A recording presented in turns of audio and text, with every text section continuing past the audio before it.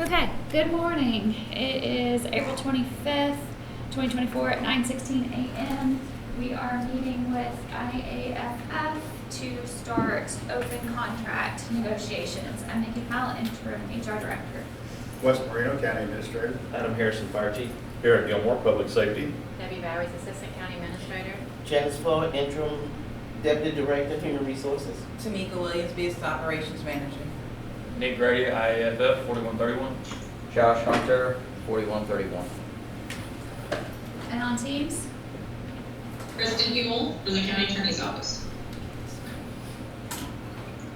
Justin Markham, Secretary, Level 4131. All right, guys, we'll go ahead and get started. I'd like to start out with wrapping up some old business, in other words, the old MOU.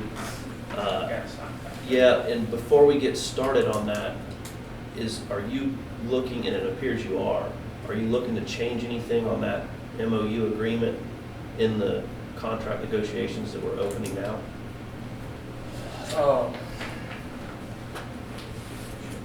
Yes. It looked like that, so I'll just tell you our concern. Yes, but I wouldn't foresee, even if you were to agree to what we're proposing, I wouldn't see any of that affecting what needs to take place immediately. From whether it's a financial standpoint with the EMT, I wouldn't expect that the proposed change to take effect till later anyway. And then the promotional, is that more your concern? Yeah, that's really The the bigger You concern. want to just Let me tell you what the concern let's is. talk about it and see where we land on that. Maybe we come back to that because I know what your concern is. Yeah, and I just want to state it for the record. Our concern is if we accept the signed MOU, Mhm. that's got to go to the board to get approval. Understood. Then we can go. If we're going to turn right around a couple months later potentially and change it all again, do we just want to I think get it done up front? right. I think it's worth the conversation to explore what we proposed to even see if there's even an appetite from your standpoint because that's Sure. more of an operational change to see if that's the direction you want it to go. And if it is, then maybe we can move a little quicker on this or amend this where we need to as needed so we can go ahead and start that promotional process.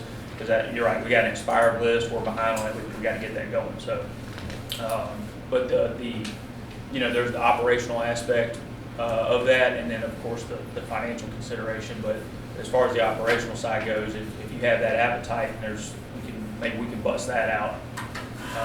And go Yeah, I'd like to together. discuss that up front, just so we'll know if we're meeting common ground there or not. Yeah, And then that absolutely. way we can go from there. Yeah, for sure. So we'll, I believe is that 12, 13. 13? Yes, some of these, some we'll go over today is obviously things that were discussed back in openers, and then have been discussed some in like labor management, again, through operational aspects. So we kind of piled it in and figured we'd sort through it here. It's a place to do it, so go from there. But did you want to just go ahead and go through these, or let us go, or did you have anything you wanted to hit up front? No, obviously we'll be up front with you, all of these up front, we need to discuss that as a team. Oh, to sure. Make sure that we want to proceed with that. Absolutely. So obviously we'll take some time to get through those Okay. articles to make sure there's nothing that we want to touch on. I didn't see anything that stood out immediately, but obviously it's still going to take us time to go through those.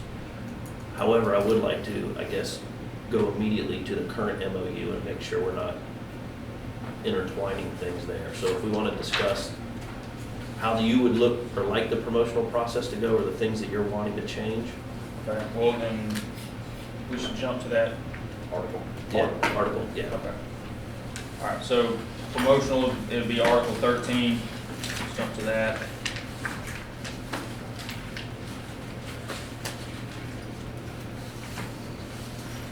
Okay, so the changes proposed here, what we were looking at is we have a desire to implement a promotable driver's position or highlight that role. The goal again would be a defined rank. We understand the difficulty is our current rank structure, of firefighter, lieutenant, captain, battalion. We'll use those four for the purpose of conversation here, are fairly tight compressed as far as pay, and trying to insert another promotable rank into that creates a good bit of difficulty. We feel like, as you look around, traditional structures of fire departments, and a lot of our neighbors have done the same thing in the past years. What they've done is it's shifted and made the lieutenant rank the driver rank, the driver operator, engineer, call them what you want, but we have that position there.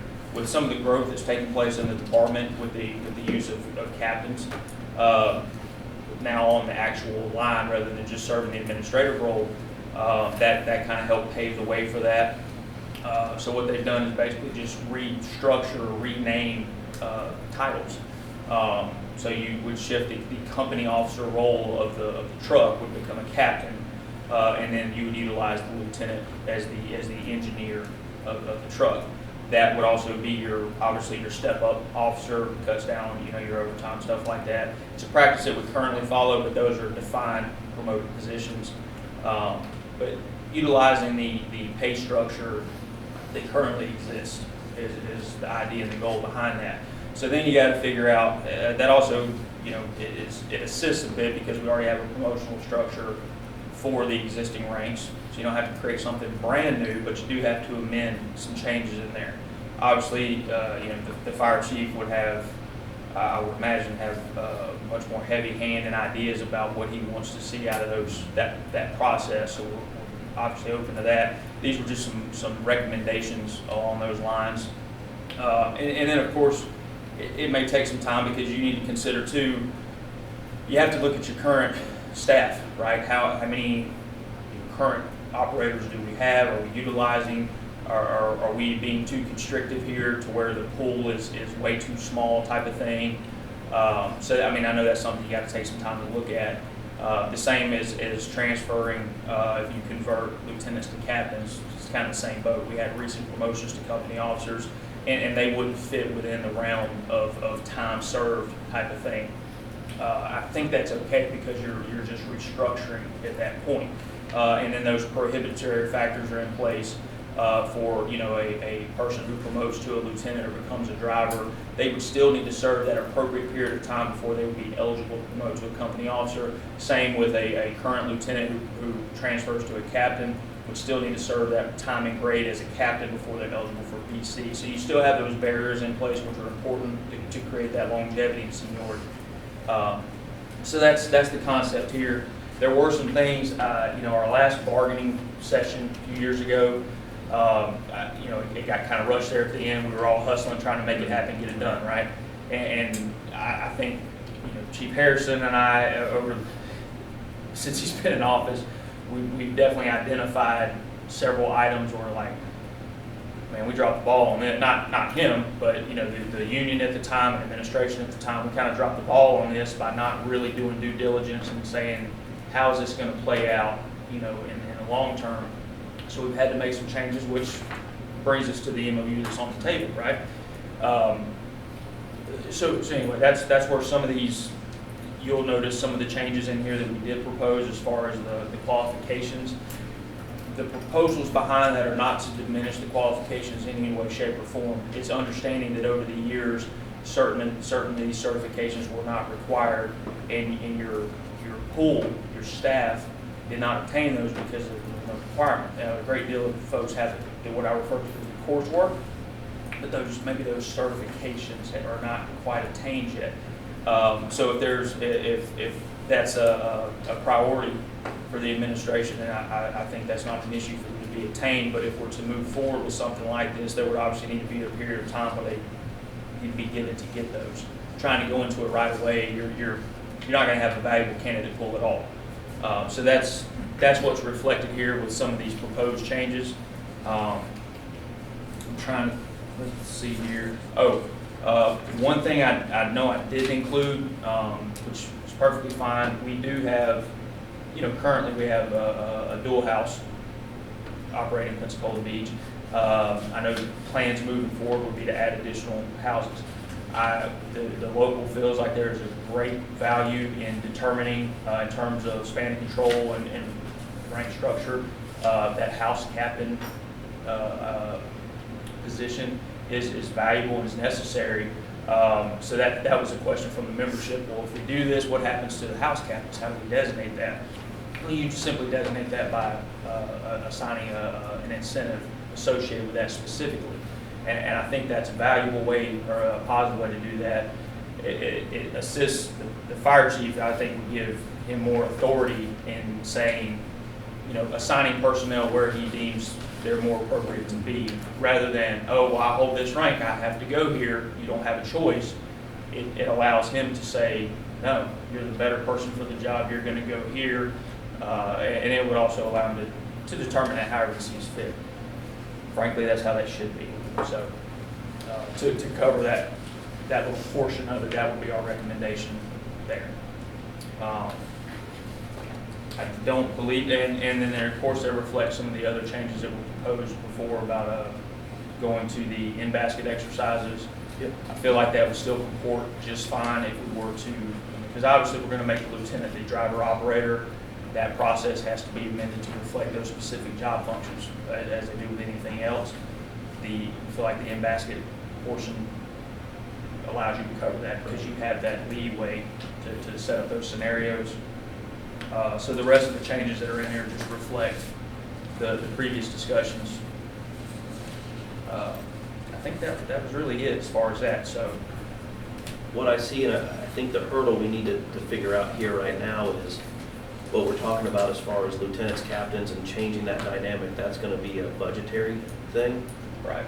I'm more concerned of what do we need to do to get over the hurdle right now that the lieutenant's exam, or the lieutenant's list, excuse me, has been exhausted. So there's no one on it. And that MOU was basically to get us started.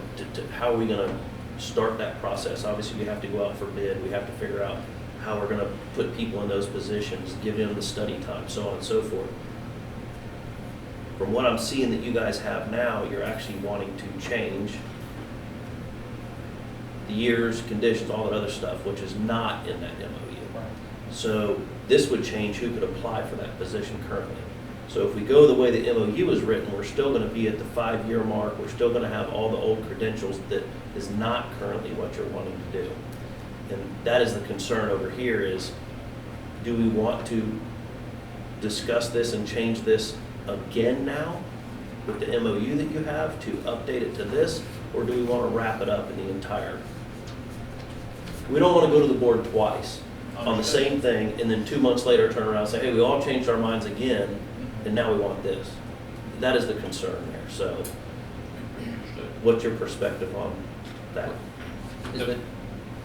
Is this even an appetite to, I mean, that's gonna make the decision right there. I mean, what we're proposing, if that is a reality and can become a reality, I think we try to really work towards that. And then, my personal feeling is just do the test as the old way one last time. You know how it's gonna run, you just do it. And then really work on hammering this out for the growth of the department 25 years from now. Because if we just go with the MOU, do the lieutenant stuff, you're still, and then there is an appetite for this, you're still gonna have to revisit it in a year or two anyways. So you're just wasting your time versus just send it out, because we're gonna be, when we put companies on, we're gonna be short a lieutenant already. And so we're under the gun, and it's 3 months. You announced today, you're 3 months before you can promote somebody. So you're so far behind the 8 ball on this. Let me ask another question then, maybe this will help. If we can't do the driver operator thing, making them lieutenants and all that other stuff, do you still want to go with the proposed changes to decrease the years? For the lieutenant? Yes. No, because that's not reflective of the company officer level. That's reflective of. Okay, I just want to make sure that we're we're clear, so that if we go discuss this, it's not like, okay, well, we want to change this regardless of whether you get the driver's positions which become lieutenant. No, So this would only take effect if we were able to Lieutenant is fund becoming driver's a driver positions. operator. Okay, if we can't do that, then you want to stick with the current MOU and go that route. I would say so. It's again, definitely a desire a priority, arguably, to implement a driver's position. There are different ways to do that or to signify that. I feel like an incentive somewhat undermines the importance of that role and what actually comes with that role. And we understand the issues that have been created with incentive pays. I think there's a bigger conversation there associated with that. You know, if you're going to give an incentive for somebody who's cleared to be a driver, I would argue that every company officer should receive that incentive because they are as well cleared and approved drivers. That may not be something that you're thinking about. The conversion kind of self-encompasses that consideration as well. So it's we both know there's more than one way to skin a cat. I'm interested to see, you know, what your thoughts are, and I really didn't intend to dump it on you kind of like this. I understand it's I know the challenges you face with this, but again, from the operational side, I think that's to me an important question of, yes, I find value in this, and yes, this is where I want my department to head, the direction I'm going to go. Okay, well, let's pursue that. And I think it's worth, you know, letting us deal with the membership and say, hey guys, hold on, we're holding off on this process because we're making some changes and moving forward in a bigger picture to set the department up. You know, So that's one of, I think there was 3 items on that MOU, is that correct? there was EMT, the EMT, promotion. the promotional, and then the uniform. Uniform. Which So the uniform, in my mind, the uniform aspect's already done for this fiscal year, right? There's no, we can't come in here and say, hey man, throw another 20 on there for me, right? I get you. I guess where my thought process goes with this is I want to hear your side of anything that we want to change on that. Then we're going to have to caucus to discuss those things, and then we can come back to you and tell you if that's a reality or not. Okay. So we know that we're going to potentially want to change the promotional process, but it comes along with funding source to get those people. I also see that the EMT, which was the other item on the MOU, you have a change in here as far as that's concerned as well. So why don't we address that so that when we caucus, we can discuss 2 things. No problem. 2 separate components there. So the EMT portion would be 12, which is in wages. The only new proposal associated with the gear, obviously the supplemental pay, the EMT portion specifically is reflected here. We have a proposal moving forward to increase the EMT allotment up to $2,500 annually, which would be 85 cents an hour up from 51 cents an hour. That's not something that would take effect until ratification of the new contract anyway. The portion that is covered within the MOU is specified to the EMT requirements, which we've all discussed, and that's just, I don't see any barrier on our side of signing this MOU at all. Yeah. Because this isn't something we're looking for an immediate, this would be until ratification of a new contract, new fiscal year, all that type of stuff. So I don't see there being a barrier there at all, nor do I see any issue with signing with what you have here for the uniform aspect. And of course, to update the uniform portion within that article, we would need to include that additional language there about the year 1, year 2 guys. That would need to go in. Well, I didn't put that in print here, but I should have done that. That's on me. So yeah, there's no objection to that portion. We did ask for an increase to the overall amount. We made a proposal there, up from the 425. Again, that's something moving forward, new fiscal year type thing. So for where we're at today and what this executes, this MOU would execute, the only thing that I would see as being a little bit of a hang-up would be the promotional. Even then, I mean, discuss this in a caucus, but if my concern is you guys are going to have a very difficult time. I mean, I'll be optimistic, say you can come back quickly, but given the history, it would take you a good bit of time to determine if this is even a fiscally possible, the new conversion aspect, right?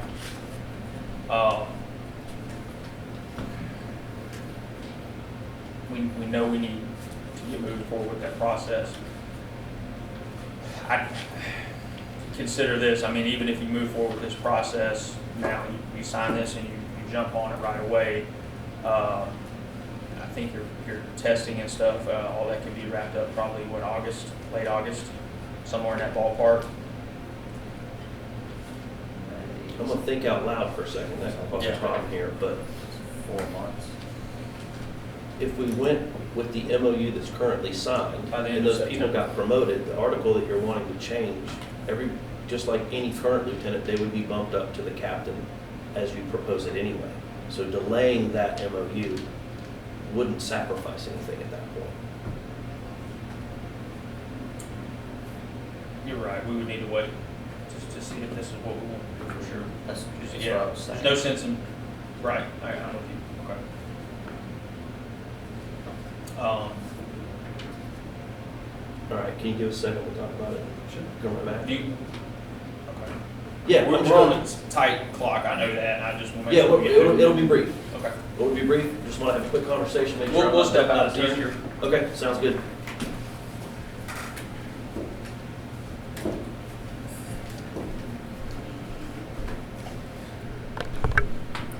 All right, recorder's back on.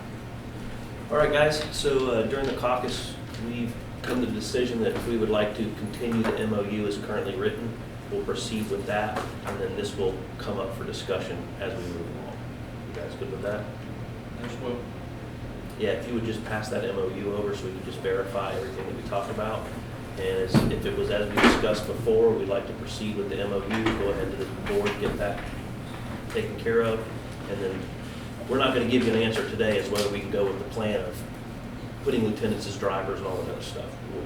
We have to obviously go to financials and work all that Right. stuff out, but we don't want it to delay. Number one, we have vacant positions right now that we wanna get filled, and there's a need for that operationally, so we wanna try and get this completed. We'll move on with it as long as we can review it real quick, and it's the same as it was before. We'll get this done, then we'll That's- start working that's through this. just it. Yep, yep. And if we get this ironed out, I mean, this gonna impact them anyway, so they're gonna follow our. there's nothing that says either, we get so hung up on the way these things are implemented too. Yeah. There's nothing that says, if there's agreement here, that this isn't maybe a year or two implementation or something along those Sure. lines. Yeah, right? yeah, So, I mean, yeah. it's, No. that should assist in planning, it helps staff plan, it helps us plan accordingly, you know, if they know something's coming up. I mean, it's- No, it definitely, we appreciate you guys putting this together and us looking at it. We'll entertain this and go over it, but I don't want to delay operational efficiency No. by not getting this put Not, through. not a problem. Okay. All right, so, just kicking off at the top, obviously, these are articles that I feel like can be easily TA'd, and you would look at those. So moving to, first up, Article 4, union rights. We were looking to see, try to do an increase in the union leave pool. If you look at number 4, union leave pool, just looking to increase hours there. Our membership has increased and continues to increase pretty significantly. You'll have to forgive me, some of these things didn't print, text, didn't transfer right. So there's some stuff there, but I can assure you the only proposed change in that is what you see on the very first page there, reflecting an increase in union leave pool time. Moving along to Article 8, leaves. Again, looking to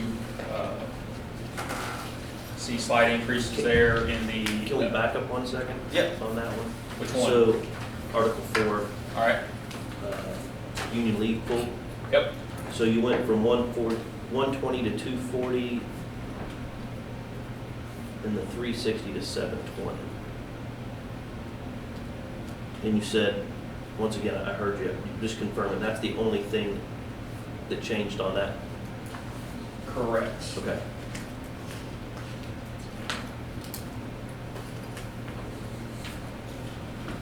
Yeah.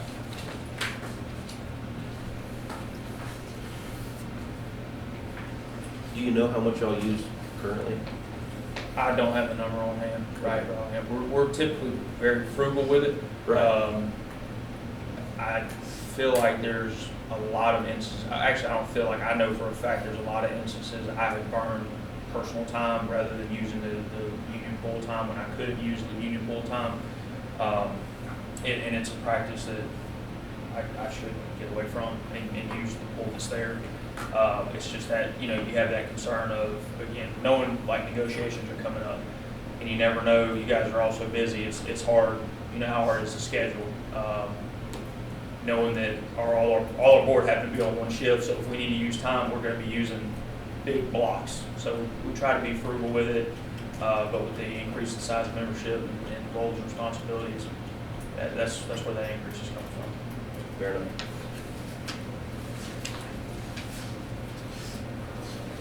Okay, back to Article 8 leaves. Looking for slight increases there. They're notated in the annual leave accruals.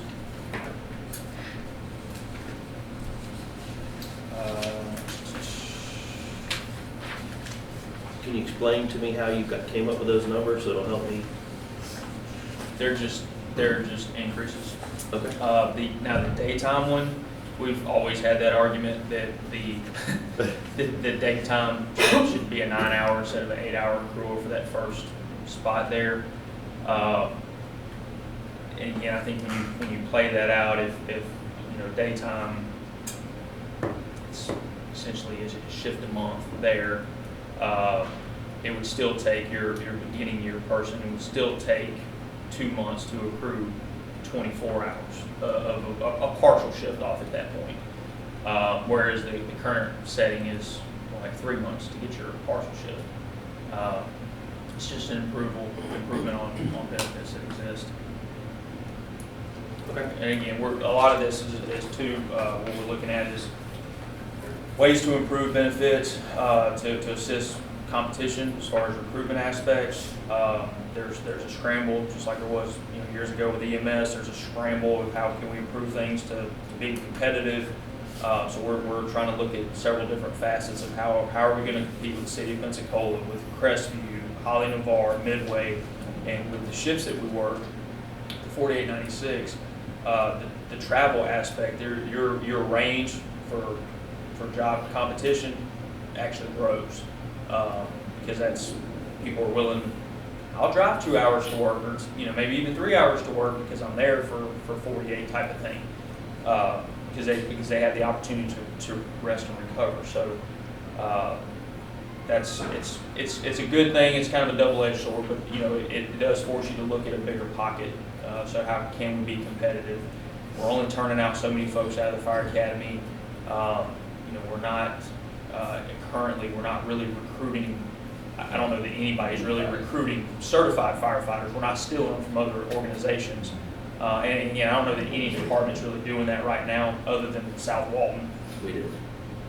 We had a return customer. We didn't steal anybody back.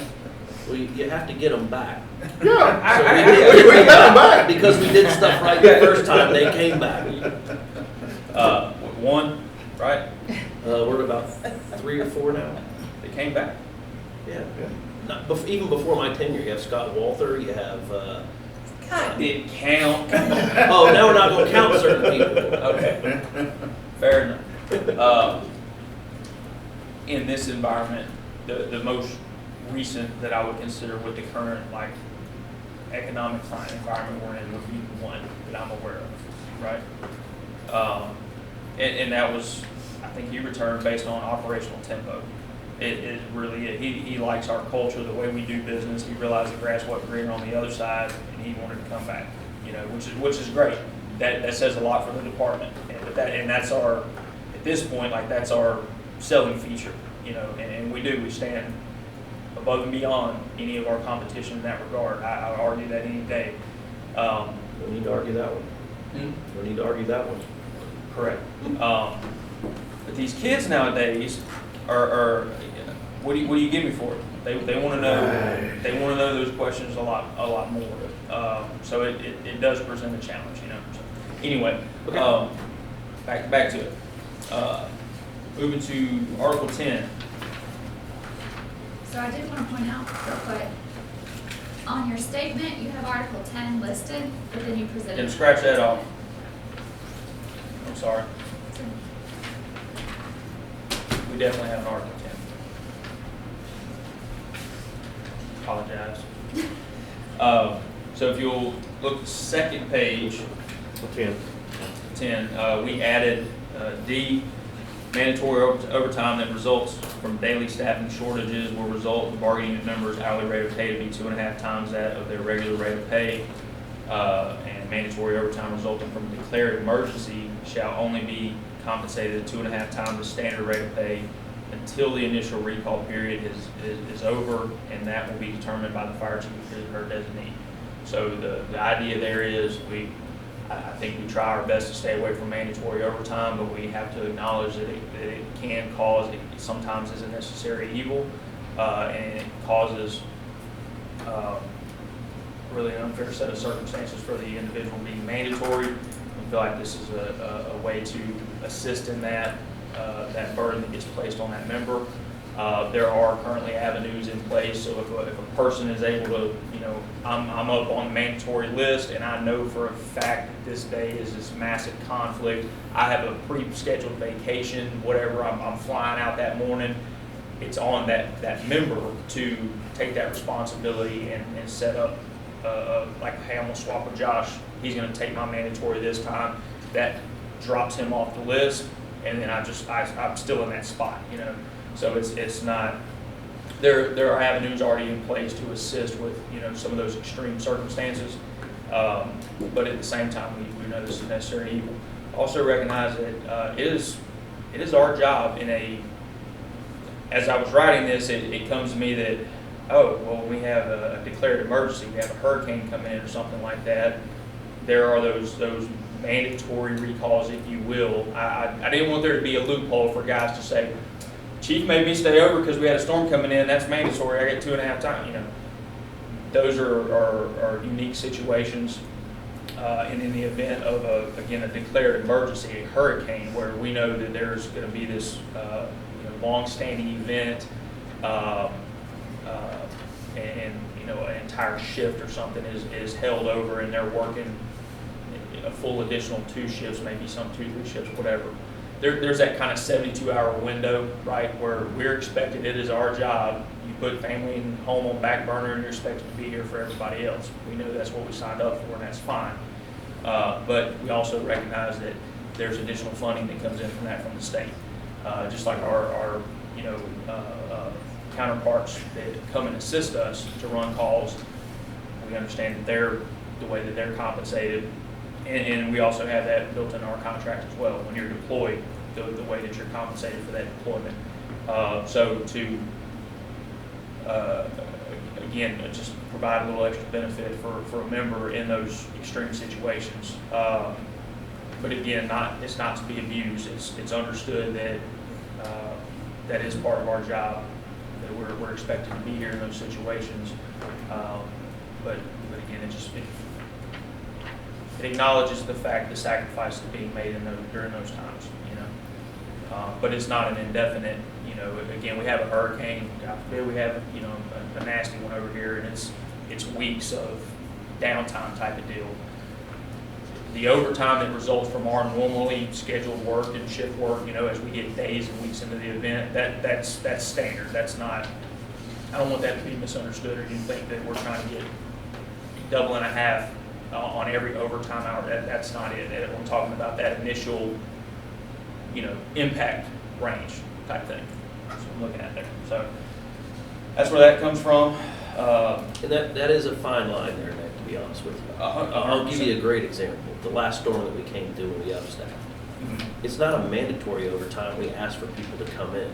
But if they start delineating between, there was a weather event and it's an emergency and we're upstaffing. I'm not talking about upstaffing. I know you're not, but I just know how people are going to interpret certain items in here.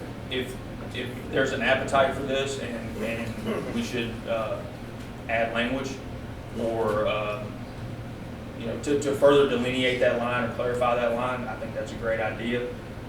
Our interpretation of this is specifically like state of emergency situations, like state or federal type of states of emergency is being declared. If the EOC is getting upstaffed, that's probably hey, that's the Maybe, time. maybe that's the You thing know. there. I'm not talking about, we kind of turned into Tornado Alley over here, and we've had to do some upstaffing Right. for specific events, and that's upstaffing in my mind.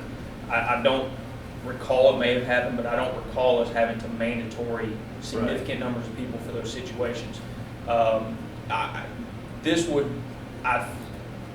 In a recall, let's use Somerville Fire, for example. That's That was voluntary. a recall, exactly. Yeah, it's voluntary. Yep, I just want to make sure I'm thinking the same page as Yeah, you guys no, are. absolutely. This is Sally's great grandmama's on track coming this way. It's a 5 or what have you, and Knock on wood, something. we recognize Yeah, we recognize that it's you're wanting all hands on deck type thing. Like that's the type of need, and you're trying to fill an additional 8 companies or something along those lines. That's a significant manpower squeeze. I don't know that you're going to get that voluntarily. Something to that degree is significant. So if there were a situation where this is not an option, I'm going to mandatory to fill these positions. You are being mandatory. I'm invoking that right. That so would be. here's another example. So I'll follow up with yours. I want to staff 8 engines. So I sent out an all-call. Who wants to work?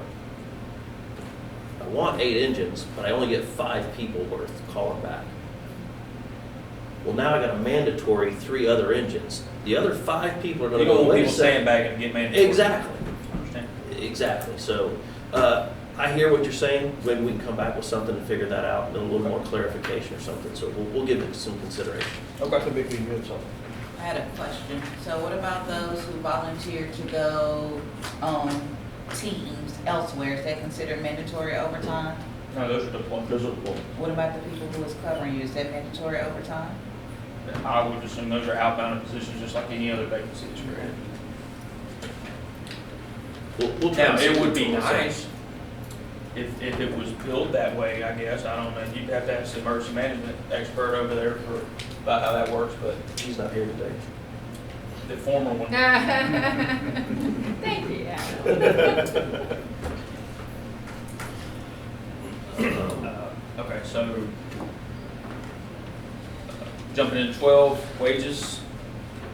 We can just hold off on the appendix part. Let's look at 5 there, longevity pay. This is just a proposal to reinstate longevity pay.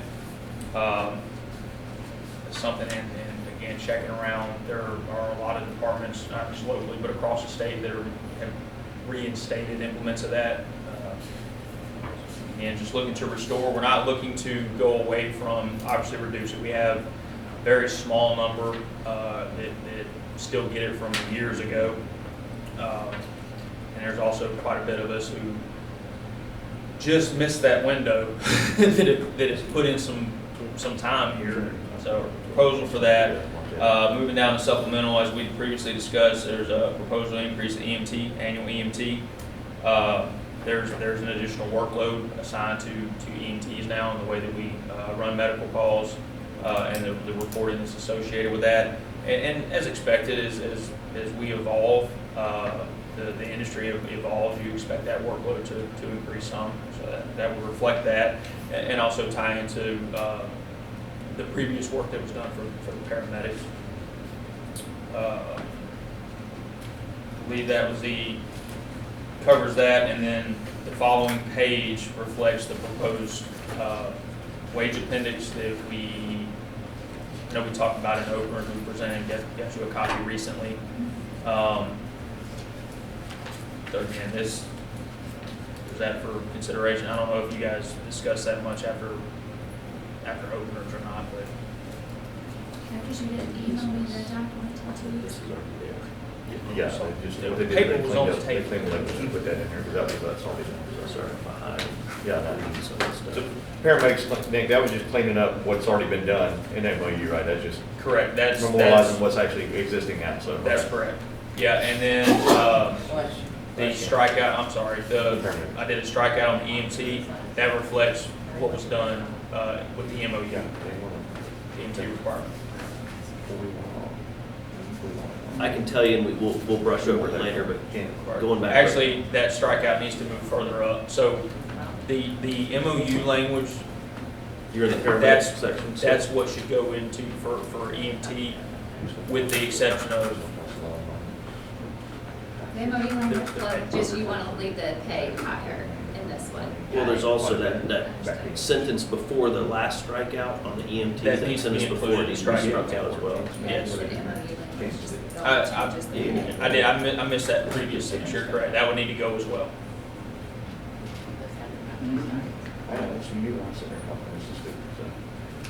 I know that still on the wages, Yeah.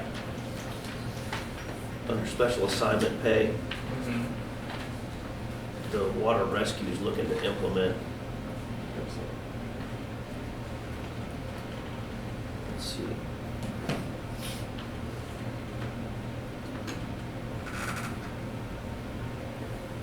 Sorry, give me a second, I'm cross-referencing both.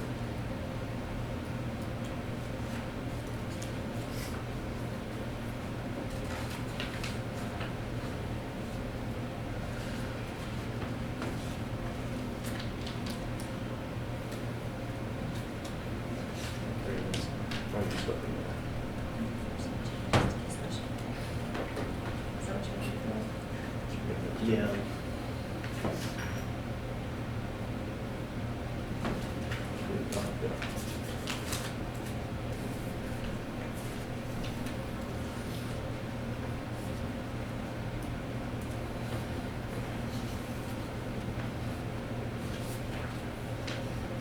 Okay, sorry.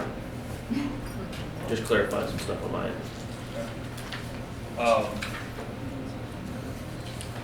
To the wage appendix, again, you'll notice at the top, it's October 1, 2023, that's where we're hoping to go back to.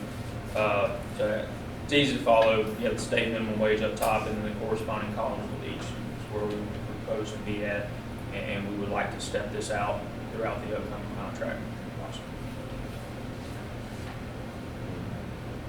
All right. Moving to discuss promotional procedures. Time being, I think I would like you,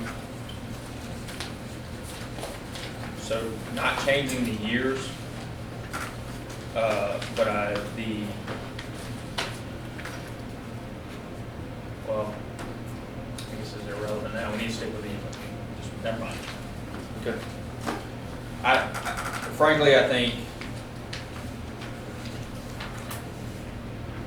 what I struck, if you look at the qualifications in each of the lieutenant, the captain, and battalion chief,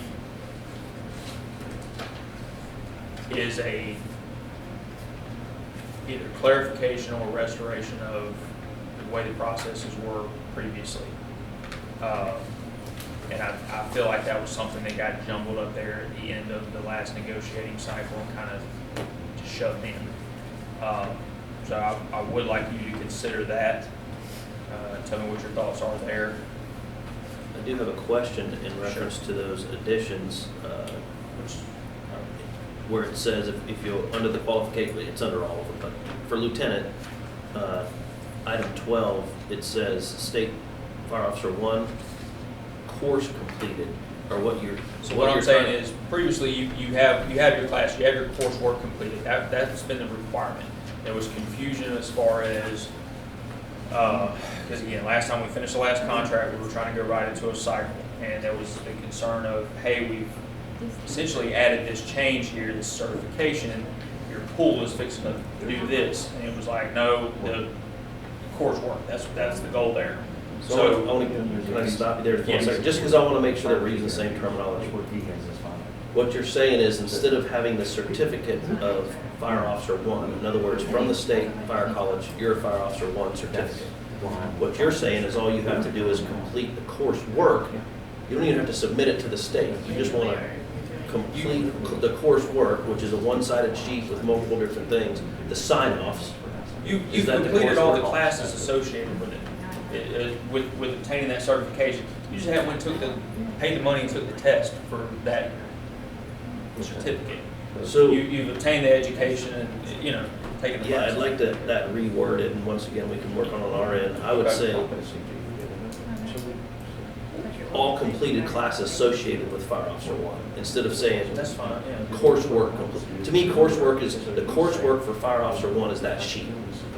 You see what I'm saying? So to me, it kind of reads, if you've got the sheet completed to go do Fire Officer One, which is kind of the same thing as what you're saying, because you have to have all those classes. So years ago, Fire Officer One classes, it was only like two or three classes. It wasn't what the department and the union had established was necessary to be a lieutenant. There were some additional classes there.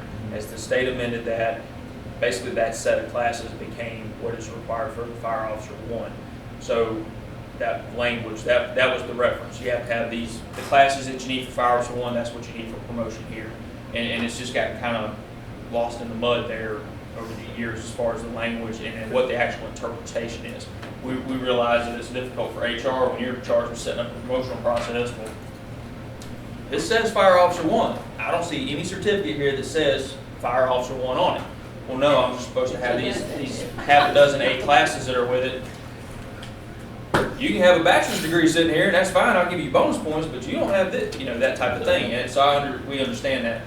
We want to try to clarify that. So for clarification, your coursework completed is all the classes completed to Correct. submit to take the Correct. test for Fire Officer. Because if you look at, we've always had bonus points associated for the promotional process has been the actual certification that you've taken that additional step.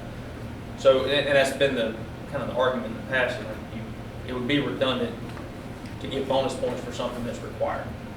Yeah. You know what I'm saying? Just out of curiosity, why would you not go take the test if you have all the classes? Why would you? To have the Not- certificate, to have the certificate. If you never needed it before.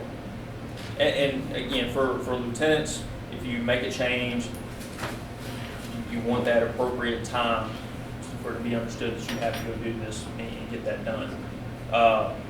For years and years and years, at all levels, those certifications, that final take the test and get your little check in the box was not required. There's no incentive for it. There's no value why, other than putting a gold star by my name, why pay money and take the test? I took all the classes. I hold that knowledge. Why should I go pay $150, $200 to take a test that really doesn't do anything for me professionally? Now, if we make these changes, obviously you want to do that. What does the Fire Officer 2 certification grant you, realistically? Huh? What does a Fire Officer 1 or 2 certification get you? They get you promoted potentially. Potentially. And if you make these changes, that, you know, sure, that's what's required. Previously, those were never required. So Right. that's where that ideology is. And to me, if we want to make ourselves better, I don't want to dumb it down to just take the classes. I want the certifications that go along with it, and I want to be able to talk about how proficient we are as an organization, and all of our people are held to this standard, and this is the level they're going to be. Just my perspective. I'm not down on it right now. I'm just. No, and that's fine. You're the fire chief now, and if that's where you want things to be, or you think that simplifies things, or clarifies, not a problem. Do we pay for a majority of the courses? I know members pay for courses on their own too. I'm gonna say no. No, okay, so, Not even close. okay, So- Again, years ago, yeah. like 10, maybe 15 years When we ago, first there were a started lot all more this, classes we offered. had classes offered, yeah. Nowadays, Okay. there's Yes and no. The answer is yes and no. They have 72 hours of educational that they can use leave Oh, independently. yeah. So if they choose to use that educational leave for that particular course, if they're taking each course is roughly 40 to 45 hours. So you wouldn't even get 2 courses out of the leave that's provided for them. These particular classes are different than some other classes we put on. If it's beneficial for the organization, we are in need of a certain thing, then we will put you through that program because it's a need of ours. This is something they're wanting to do to better themselves, to be promoted and so forth, so that goes under that 72 hours. Tamika? ma'am. Question, and help me understand, because I don't know. why would it be a minimum qualification, but then we're also giving them bonus points for having the same thing? That's what he was saying. He did say that. Right. He's like, that didn't. Okay, that makes sense. All right. The certification, you take a series of classes, it can be 6, 8, 12, whatever it is, for each fire officer 1, 2, as you step up, like any other program. And they're specific to all the various subjects or whatever topics they cover. And once you have that coursework completed, that series of classes completed, you can pay to go test for that certification. Again, that in the past, that certification hasn't warranted anything other than saying, I've got this certification. And currently, how you have it written, there is a difference between the two. So to be eligible to promote, you just have to have the classes. To be eligible to get the bonus point, you have to have the certificate. So there is a difference there, and I see where you're coming from. The previous contract had each of those classes written out and defined. It was understood that all of these classes make up the Fire Officer 1 curriculum. Let's put that there. But it got, again, kind of muddied up in the last process. So how will HR know what classes are for each certification? Well, that would be as easy as when the fire chief calls for Chief Williams or whatever to call for promotional process. All you just supply Here's the a list. list. Yeah, there's a list. Supply, and then that can be confirmed through the state fire college. Fire college, Yes, yeah. ma'am. Out of curiosity, is there a high failure rate? Is that why people I wait wouldn't think so For necessarily. Fire Officer 1? I think it Whatever the depends. court sort of did. I guess I'm like, No. if I took the classes, I'm gonna get the certificate. But that's just me. I'm It's not not that sure. kind of test. Yeah. It's not Okay. it's not that kind of certification. No, you have to apply yourself, of course. But I mean, to say, is it easier for some than others? Or, Okay. Well, I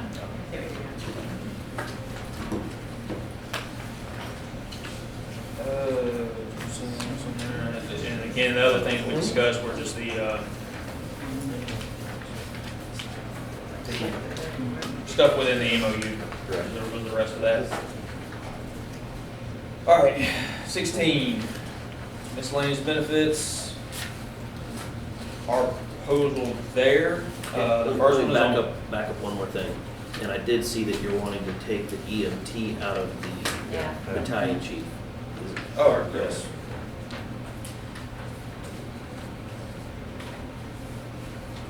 Again, bonus points, and that's always been the structure. If you have those things, those bonus points, whatever, that's fine. But it's not a requirement at any other level. I feel like that's a requirement either. That was something else that was implemented. We also consider, I mean, anytime you implement a new standard, you have to weigh out, am I imposing this to where it's being enforced on those that hold a current position? We know the challenges that come with that. Are we going to grandfather folks and change the standard moving forward, what have you? So there's that goes along with that too, that portion of that battalion chief thing.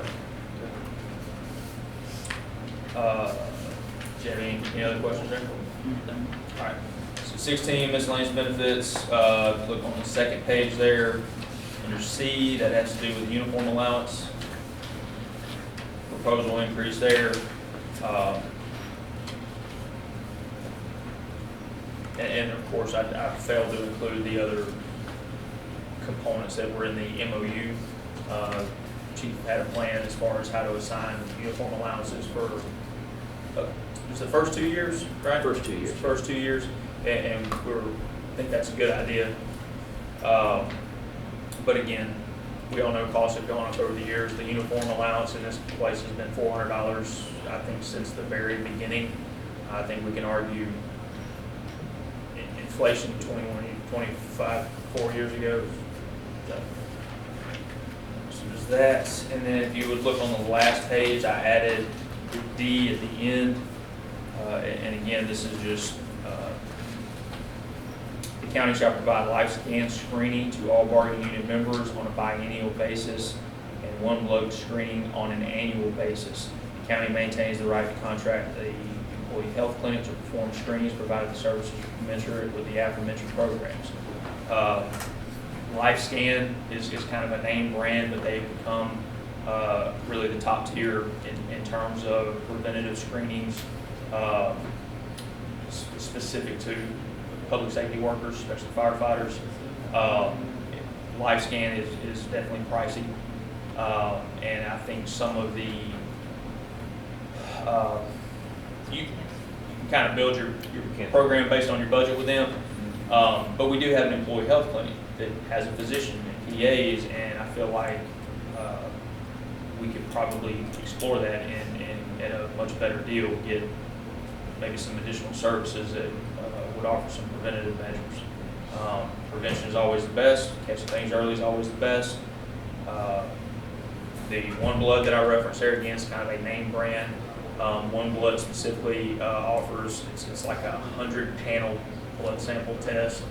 So it's just, these are things that are done above and beyond what our current screenings are, but some of those specified things have been proven to show specific markers associated with the work that we do. Specific forms of cancers and things like that. Other various diseases too that show up that aren't typically caught in our current testing until it's a little more advanced, right? Give me an idea how much they are. It's very hard to give. I mean, I know a LifeScan can be $2,000-$3,000 a person, depending on, again, that level.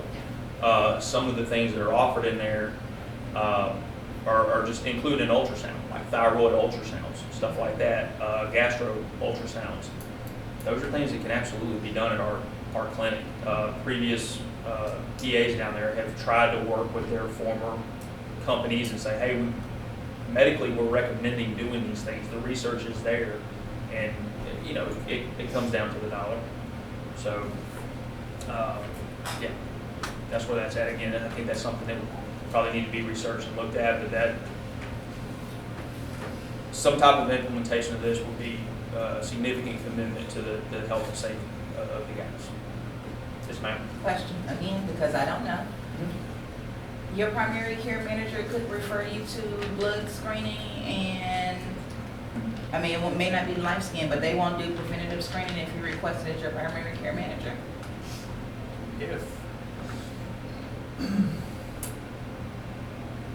If there's nothing physically, visibly wrong with you that is coming out and seeing, if you go in and ask for this stuff, yeah, they'll write you a referral and you're going to pay out your butt for it.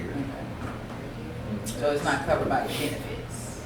Not to say it's not covered, but it's a necessary thing. You know, if you ever had a procedure where, you know, your doc's like, hey, we got to run this through insurance to see what happens. They may or may not approve it. It could be something that's necessary to be done. Structural, you know, spinal surgeries, things like that, they're necessary, but insurance will absolutely dictate what level of necessity they think it is.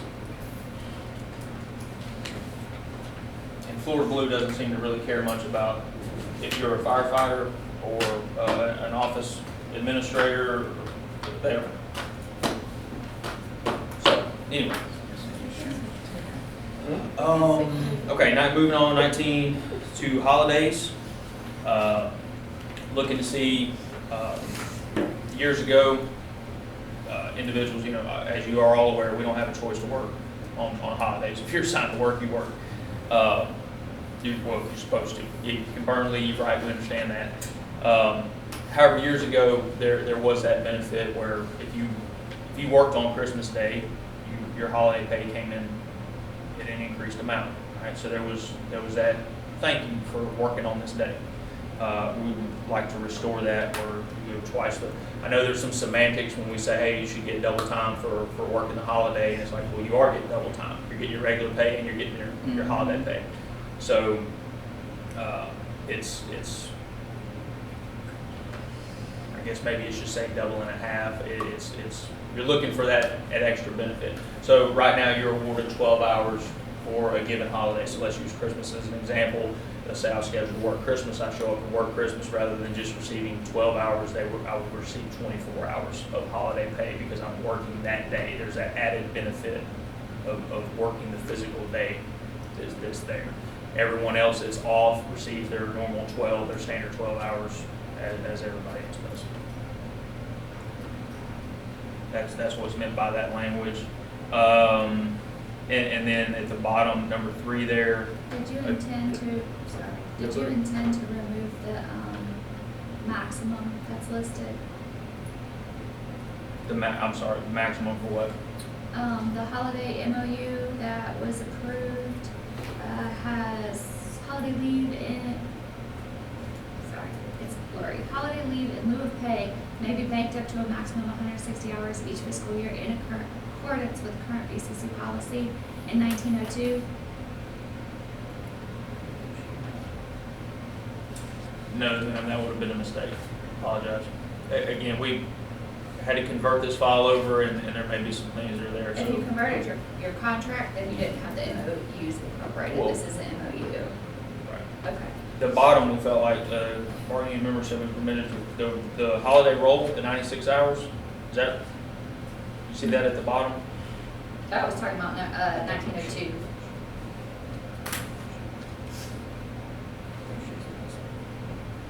Read that again, please. In 1902, currently, the MOA, that we signed, has holiday leave in lieu of pay may be banked up to a maximum of 160 hours each fiscal year in accordance with BCC policy. That is current BCC policy, so you reference BCC policy, but you took the maximum out. And they added it to 3. That's With a fair. different hour. Yes, Yeah. if it's in the MOU, then yeah, and I, Okay. excuse me, then I would Take think, these out. no, I would think the, So your only intent is to add your underlined sentence, you didn't intend Yes. to remove any other language? Yes. Got it. Whether they want to keep up with their hours in the MOU or. Because they got 96 hours. This is in the MOU 1904. So they converted their current contract, which does not incorporate any, I keep calling them MOUs, MOA, any MOAs. This MOA went to the board November 2022, February 2023. Went to the board February 2023 of this year. So they already have the 96 hours that can roll. And that's what they got referenced here is.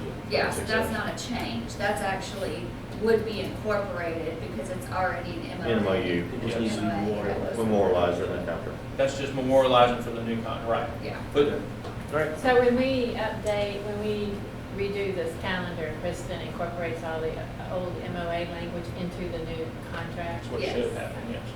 But if there were, and Kristen, please correct me if I'm saying this wrong, but there could be an instance where an MOUA, what have you, is literally like a one-time thing. Yeah. That would not obviously be memorialized, so that's, I thought we had one of those at one point, maybe, but anyway. So, yeah, the intent of what was proposed here again was either language that existed through an MOA that we've already signed, and again, forgive me for missing that portion, I don't have any intent of excluding that, that was just a grammatical mistake on my side. So maintain the MOA language and your only change is the underlined sentence in 1902. Yes, ma'am. Got it. Just out of curiosity, back to the 2 on the holiday pay. Are you kind of suggesting 24 hours instead of 12? Would that incorporate what you're looking to do? Because you briefly talked about it. Yes. So really, instead of that underlined, you could just change 12 to 24? Well, no, because it's, this is specific to, if I'm working the actual holiday receiving pay. I'm working on Christmas Day, I want that member to receive 24 hours of holiday pay rather than the standard 12.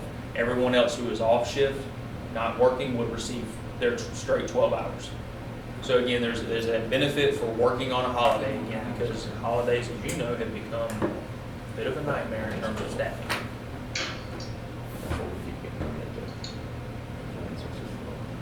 It used to be that you remember back then, it started out as double and a half if you worked that day, pay-wise, fantastic. And then it went to a true time and a half or whatever. It's tiered down to the point where then there was no benefit to working the holiday or not. You know, whether you burn leave or not, there's no loss there, so. Yeah. You good? Good to go. Okay. Out of classification pay. I don't know if there's any appetite here, but we've discussed it several times in the past. This essentially proposes any point a person is moved up to perform duties, a higher classification, acting, if you will. They're paid hour for hour, and we did put a stipulation there. Every hour worked beyond 2 hours. Understand there's a lot of times shift changes, moves around, things that take place, staffing procedures in the morning. Sometimes folks get sent off for drug testing, and a guy has to move up and act for an hour or something like that. We get those scenarios, so that's what this proposal here reflects.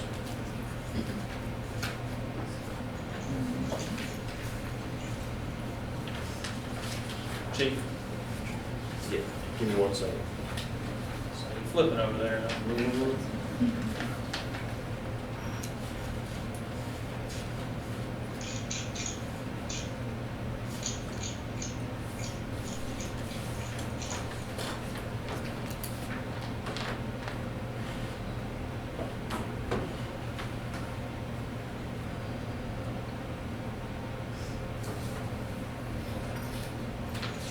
Okay, yes, we can move to the next one.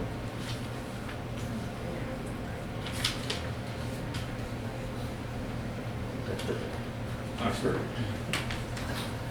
Is that a 22? 22. Because you can't get the fixed. Fitness and wellness, again, the only thing we look to change in this one would be 22.04 in the incentive program. The 24-hour shift work folks, we would like to see the increase of that incentive. If you receive 100 on that performance assessment, move that to 12 hours. The 9-hour folks still take their 9 hours. I'd love for the guys that score perfect on that that are on shift to get a full shift off, but I think that's probably a little aggressive. So at least move to a 12-hour period, which is more commensurate with the shift that they're assigned. Again, leave the 9. And then that last line there, the leave being designated as administrative working, that was discussed. I think that was in openers. We discussed that. So that's just inclusive of the language that we agreed to there. So just out of curiosity, what's the percentage of people who score 100? A lot? 50 to 60 at least. Really? That's impressive. Surprising, isn't it?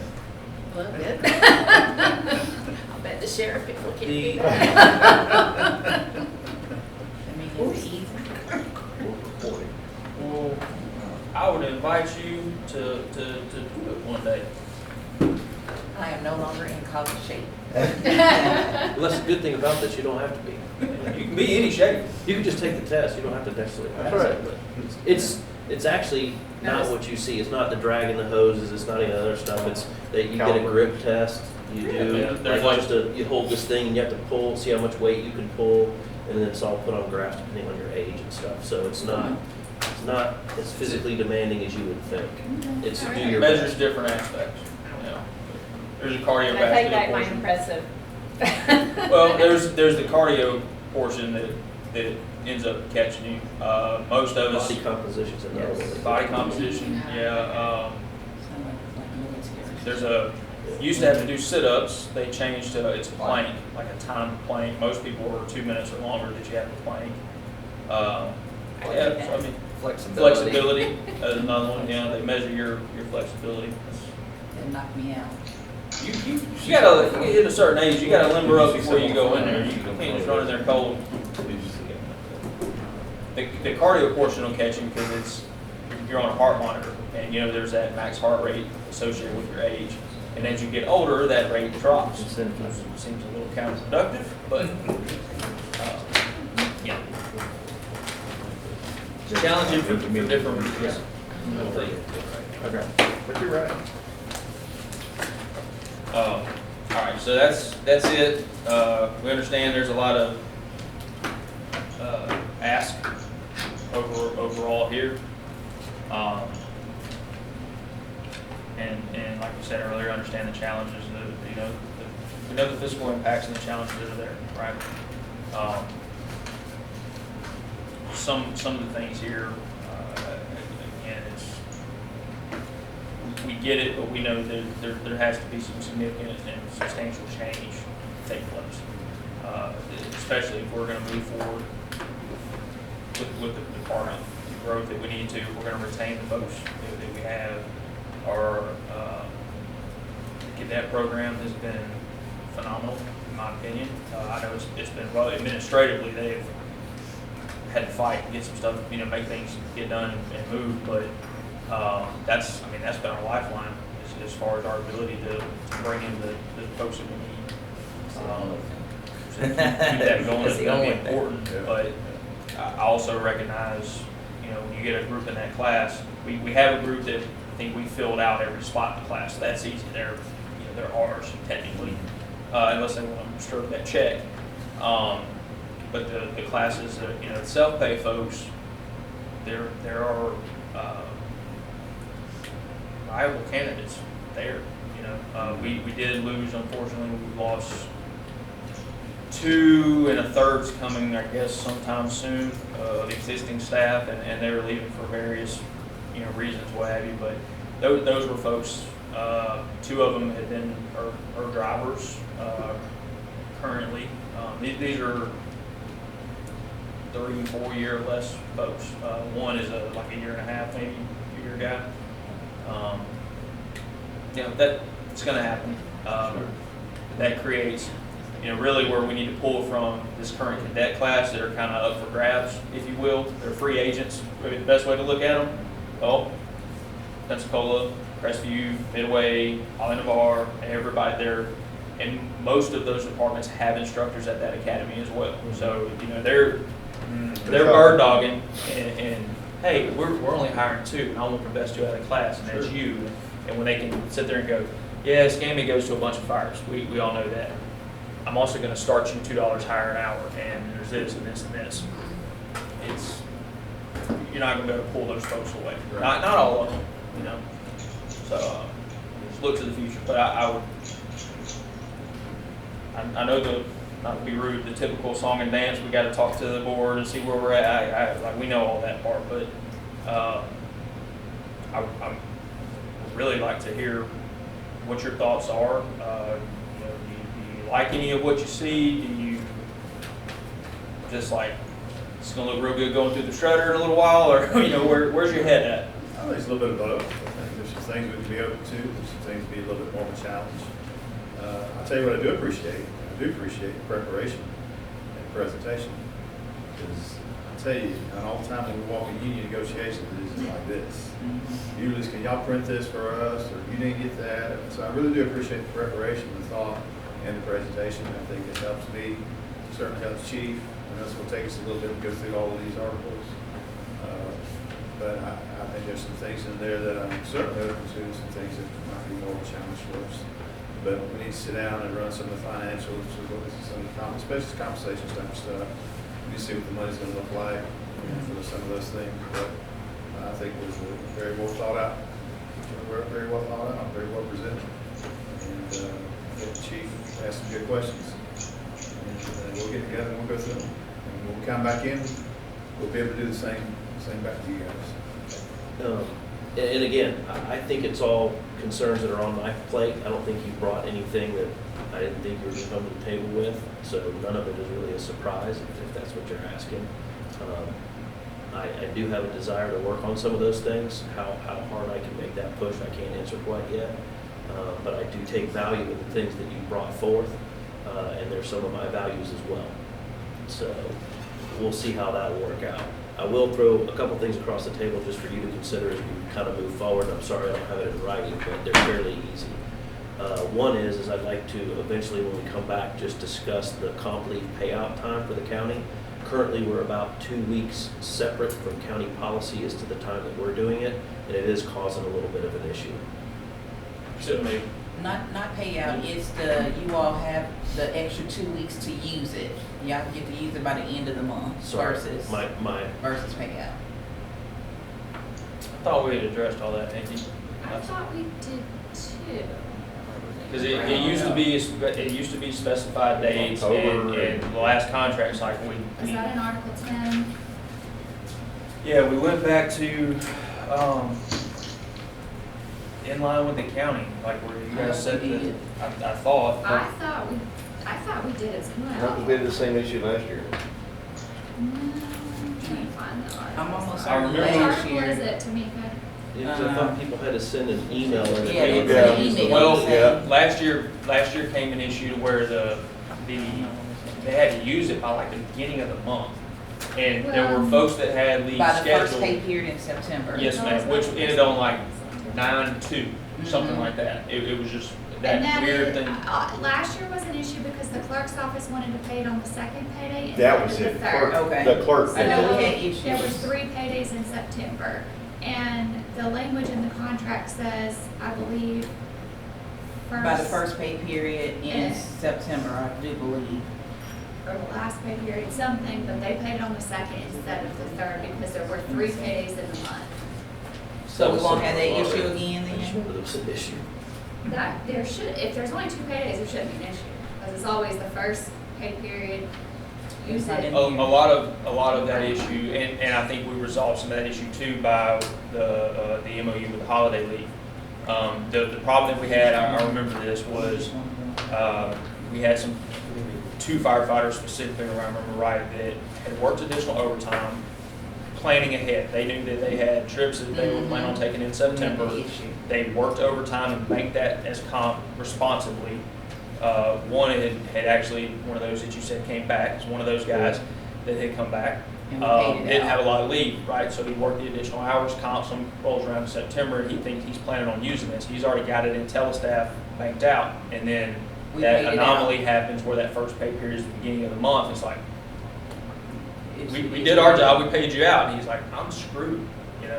So that's where that came in, and it's like, if you're gonna force us to revert, fall in line with the rest of the county as far as how the comp's paid out, okay, but is there something else we can do? Can we get creative? If we got holiday leave, can we roll some of that holiday? If we're not allowed to do comp, what about that holiday? Yeah, So that's where that's in place now. Holiday make the election by August 1st every year, so Mhm. that So shouldn't cause that any still allows problems. the person the opportunity, if you know, and that's our job and their job, to be familiar with the contract and to educate them and say, if you need to plan ahead, plan some leave time like that, be responsible, bank some of your holiday time, and you can roll that forward and kind of catch that weird, sir, That's recorded.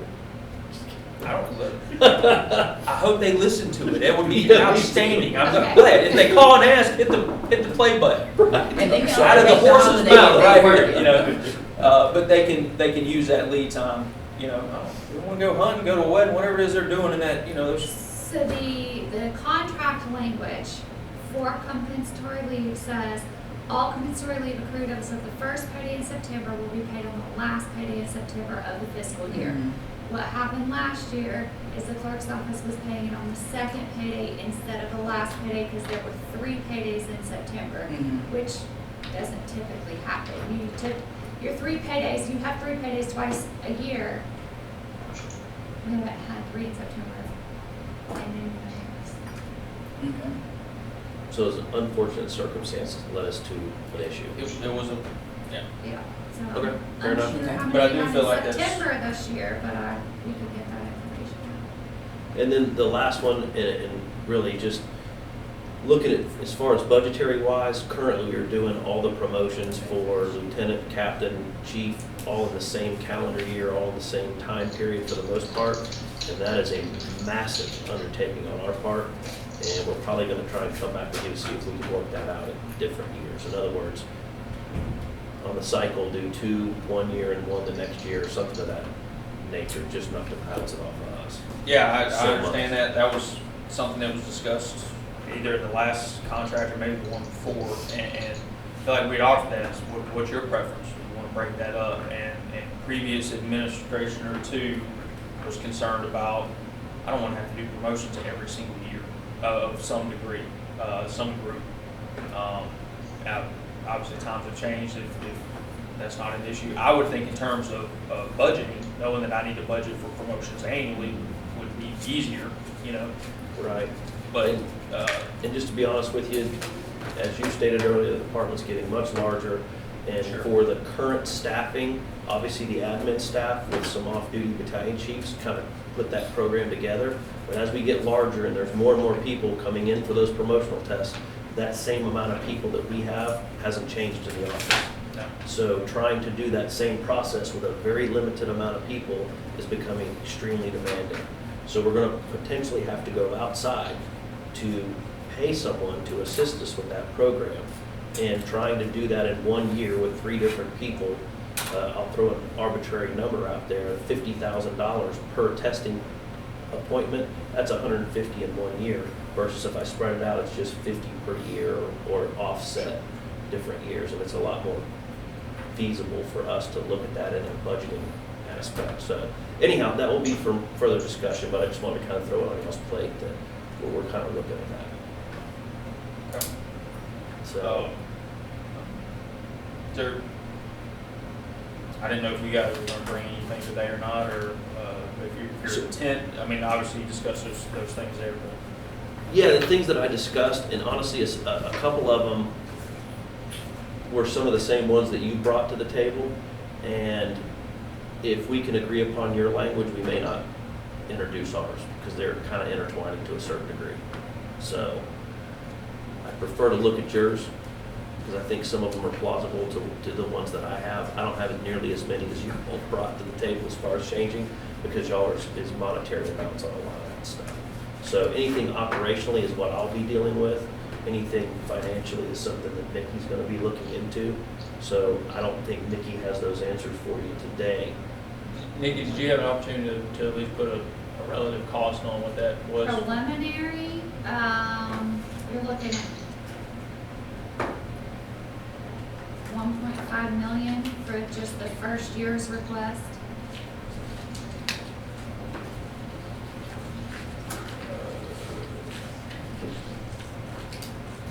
And I used the 2014 numbers, I skipped the 2023 numbers. 2020, I used the 2024 numbers, skipped the 2023. So the $13 minimum wage, that implementation? That's what I used for my calculation. Right, so that's from current to that implementation, you're saying 1 point? 5 million, that was preliminary. Sure.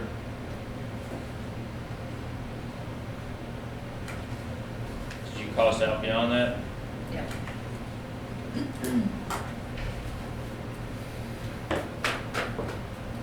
Okay. Did you have something? I was just saying, that was sticker shock enough. Yeah, no, disagree, there's other things in there too. Well, again, yeah, I know. What are you talking about? Yeah. I appreciate you guys coming out. What I can tell you this, and I want to say this publicly to anybody that's listening to, I certainly appreciate y'all working with us and not becoming, I'm assuming there's going to be contentious things as we work through this, but having this type of relationship and speaking with each other like this is only going to help things in the future. I would like this to set examples for other union negotiations and the way that we deal with it. And by certainly coming with these things that you brought to the table, the way that you brought them to the table, the way that you presented yourself through this meeting, and I hope we've presented ourselves in the same in your eyes, is only going to help us work through this process as we keep going. So I appreciate you guys coming with the stuff that you had, just like Wes had mentioned earlier. And I can't thank you enough for that, because that really is going to set the ground for where we go from here. Appreciate that. Yeah. Well, I think our job is obviously just to advocate for the line and what we determine or what we feel like are the needs, and offer assistance and help where we can. Again, I said this last time, I think Eric's done a phenomenal job. And I didn't have any significant issues with Chief Catchpole. I think he wanted to make improvements. He wanted, to make a connection. There were just some challenges there. Whatever, so well above my pay grade. And of course, making the decision to come back from within. He's going to be Chief Harrison's, intimately familiar with the unique challenges of this organization. And with he has a unique background as he's progressed through his career that offer him some very significant advantages over any other fire chief if Vicky can sit in that chair. So and then you get the in-house trust, from the line, which is a good thing. Just hope that, obviously we hope politics doesn't, don't get in the way of that type of stuff. And I feel like we've been very diligent the last few years and being on the right track. Absolutely. I hope that's reflected. Great. I agree. Understood. Yeah, Appreciate it's the reality is it's time to move forward. And I know that's a big hill to climb, but I'm hoping we can be cheesy. I'm hoping we can climb it together and get it done. It's time for everybody to leave the room smiling. No, for once, I completely agree. And we're happy and thank you guys again and appreciate you saying the kind words to us. So it means a lot. Yeah. Recognizing our hard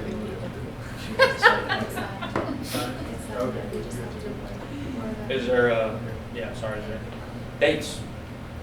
Dates for next time? Yeah, What are y'all thinking? How long do we need? like a week? How long do we need? I mean, they're just upstairs.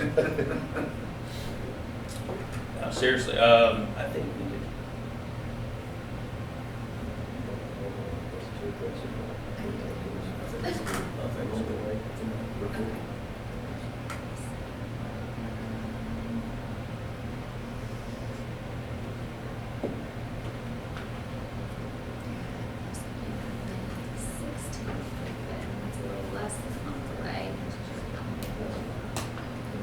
What's that? 16th, how's the 16th look, 16 looks fine. Third. Good question. What's that? For when y'all have that, when they make 100 on your fit test, I know we did an extension by MOU, or I granted y'all extra time. Are we not gonna run into that anymore? We shouldn't this year. The only reason we had to do that last year, we asked to do it, was because of the scheduling. By the time they got it done, it was only like maybe a month and a half, maybe 2 months for Okay. people to use that time. So we asked that they be allowed to roll it forward. Mm-hmm. So we're not gonna have that this I year? don't think so. No, because I'm pretty sure all that's done already, right? All the fit testing this year, the personal fitness assessments. They're buttoning it up right now. I just sent an email to Captain Richardson this morning asking the results from all of it. So It's real close. And the hopes are, we started earlier than last year in hopes of not jamming it up at the end. I'll check with Kristen offline on her availability, and I'll get Kelly to check Eric's. I'm good, calendar. 16. If that was, No. oh, okay, check my calendar, okay, all right. And we'll check your calendar, make sure we got some availability, and then I'll shoot you a date or two to choose from. But we're looking at May. In May? Yeah, Okay. I just got one or two that'll work. I just gotta check everybody's calendar.